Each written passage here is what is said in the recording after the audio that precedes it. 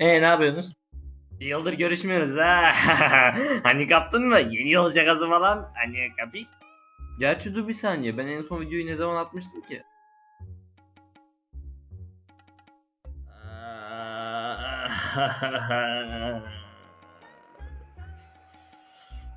Bir videoya geçelim o zaman.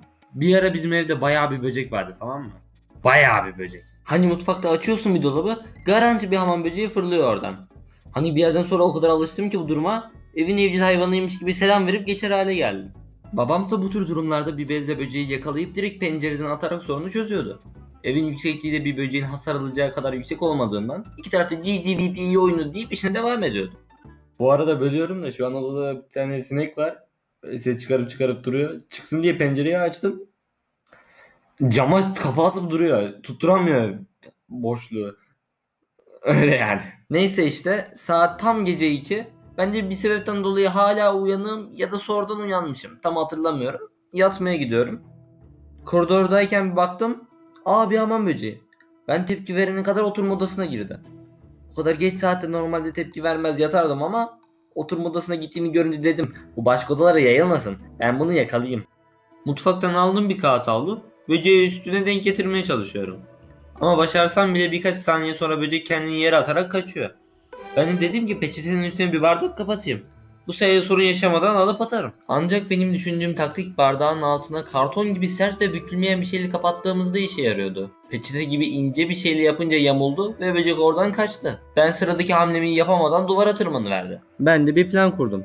90 derece duvarda yürüyen bir şeyi peçetenin üstüne kolay kolay yürütemeyeceğim için dedim ki bardağı üstüne koyayım. Bardağı yavaşça sürükleyip zemine getireyim bunu. Böylece peçetenin üstüne yürütmüş olurum.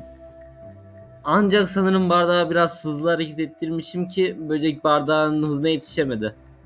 Bacaklarının bardağın camının altında kaldığını görünce bardağı kaldırdım ve böcek yere düştü.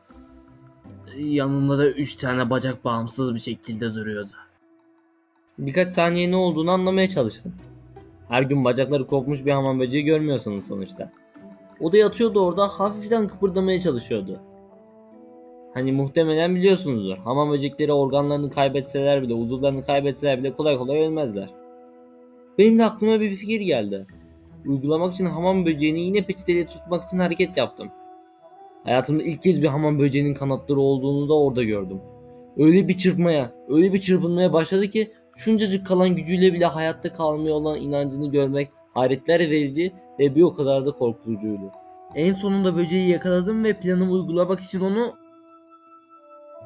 çöp kutusuna attım. Evet, çöpe attım. Lan sakin kızmayın hemen. 20 out 20 out.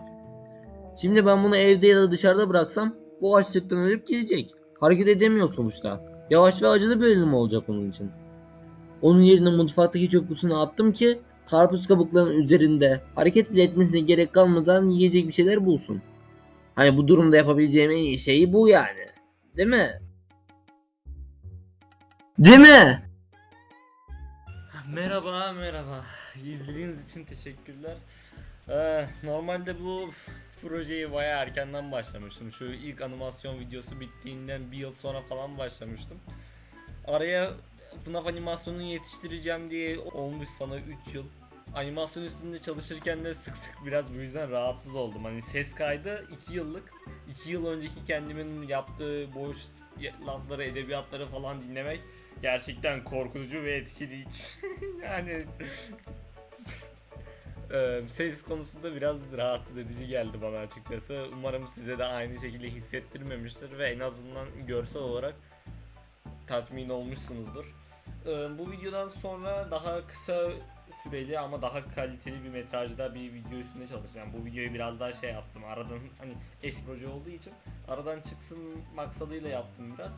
Bundan sonraki projede daha büyük şeyler planlıyorum. O zaman oralarda görüşürüz. Hoşçakalın.